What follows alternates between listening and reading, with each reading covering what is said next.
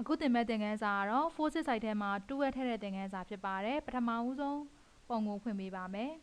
ဒီသင်ခန်းစာအတွက်ကိုတော့ DVD ဇာတ်ထဲမှာ lesson 0405 folder ထဲမှာထည့်ပေးထားပါတယ်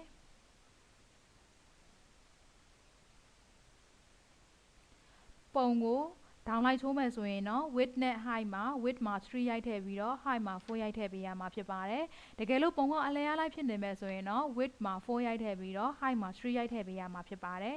ဒါကြောင့်မလို့2ပေါက်မှာရှိနေတဲ့ crop 2ကိုယူပါမယ်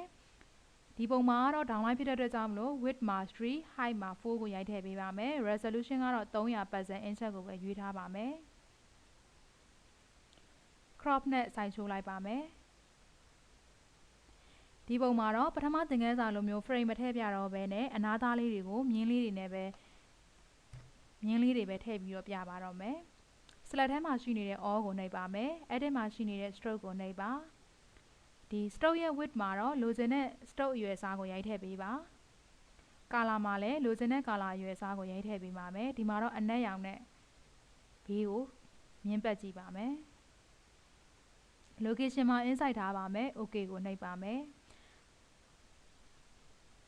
အဲ့ဒီမှာရှိနေတဲ့ define button ကိုနှိပ်ပေးပါ ok ကိုနှိပ်ပါမယ်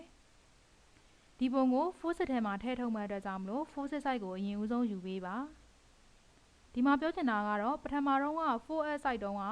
ပုံက down line ဆိုလို့ရှိရင်ဒီမှာ forces မှာလည်း down line ယူပေးရမှာဖြစ်ပါတယ်ဒီမှာကတော့ပုံက down line ချိုးထားမယ်ဆိုရင်တော့ forces ကိုအလျားလိုက်ယူပေးရမှာဖြစ်ပါတယ်ဒီမှာပုံက down line ဖြစ်တဲ့အတွက်ကြောင့်မလို့ forces ကိုအလျားလိုက်ယူပေးပါ width မှာ6ကိုရိုက်ထည့်ပြီးတော့ height မှာ4ကိုရိုက်ထည့်ပေးရမှာဖြစ်ပါတယ် resolution ကတော့300 pixel inch ဖြစ်ဖို့အရေးကြီးပါတယ်